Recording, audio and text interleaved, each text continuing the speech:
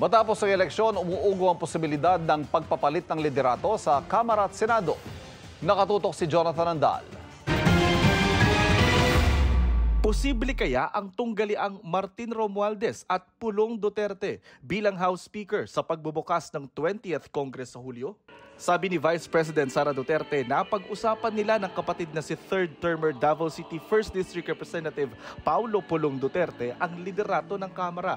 Sinabihan ko si Congressman Pulong, sabi ko sa kanya, baka gusto mo lumaban ng speaker. Hindi man siya sumagot. Hindi siya sumagot. Iniisip din niya siguro yung chances niya na manalo.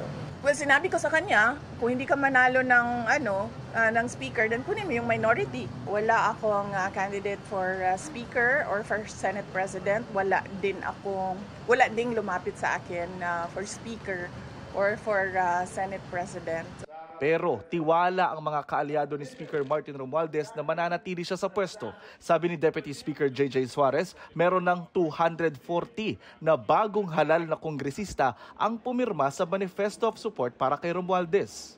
Kung titignan natin sa numero at bilang pa lang, sigurado na po tayo na magpapatuloy si Speaker Martin Romualdez bilang Speaker ng Kongreso sa susunod na 3 taon. We're very confident with the support na pinakita ng mga partido.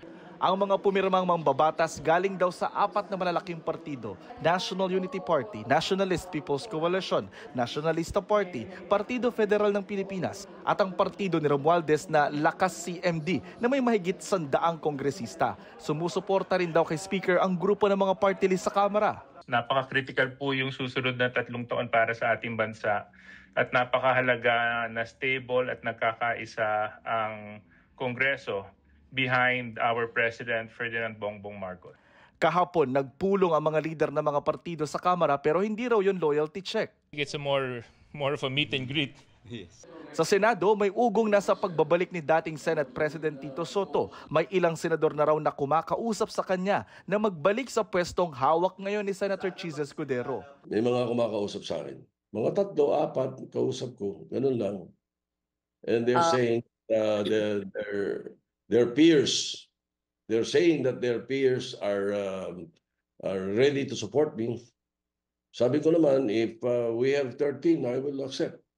13 boto o higit pa mula sa 24 na mga senador ang kailangan para maluklok na Senate President.